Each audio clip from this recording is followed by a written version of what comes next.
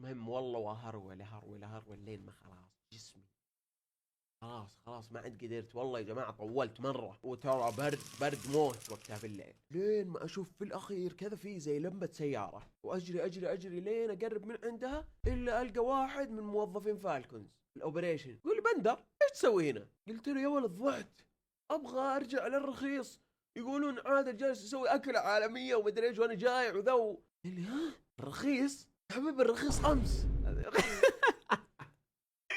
كيف السيناريو؟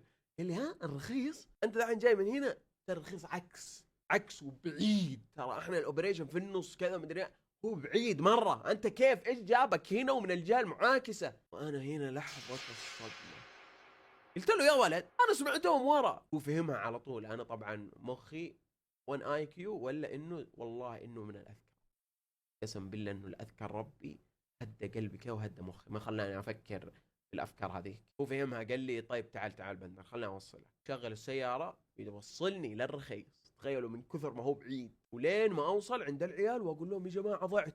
عادل جالس يسوي دجاجه كذا ومنتظر، والوضع سيء مره مخفن يا رجال، لو جلست هناك احسن لي. واقول لهم يا جماعه انا ضعت في الغابه وهذا اللي صار لي وكذا وكذا، وعادل انت وصالح كان اسمعكم تتكلمون وذا. قال لي حبيبي هذه اكيد واضحه وصريحه ان اللي كانوا يتكلمون هم الجن، لانه يقول لك الجن يعني في الغابه في مكان وحيد وكذا ممكن يكون في جن. فهذا هو كان التحليل، انه انا الشيء الوحيد اللي يعني ممكن اني قابلته ممكن انه في جن، ويحاولون انهم لانه يتلبسون ومدري ايش، والله ما ادري انا ما افهم فيها.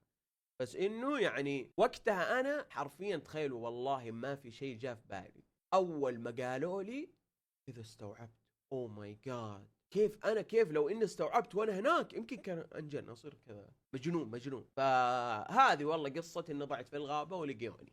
بس خلاص ارتحتم. القصة الثانية 2023 او 2024 شهر يناير في امريكا. نعم في امريكا. انا لما سافرت امريكا صورت لكم 3 فلوقات. الفلوق الاول فلوق نيويورك، الفلوق الثاني لوس انجلوس، والفلوق الثالث رحت سكنت في فندق البطاطا. كلها فلوقات عادية يا بندر، والله انبسطت ومدري ايش، اكيد كلها عادية مرة، الا فلوق البطاطا هذا لازم احكيكم من البداية الى النهاية، لانكم راح تنصدمون صدمة العمر. لما سافرت امريكا سافرت انا وصاحبي، صاحبي هذا ما هو يوتيوبر ولا تعرفونه. كنا في لوس انجلوس، في البدايه نيويورك بعدين لوس انجلوس، بعدين في يوم انا حددته انه ابغى اصور الفندق البطاطا الفلوق هذا، والفندق هذا موجود في ولايه ايداهو شيء زي كذا والله.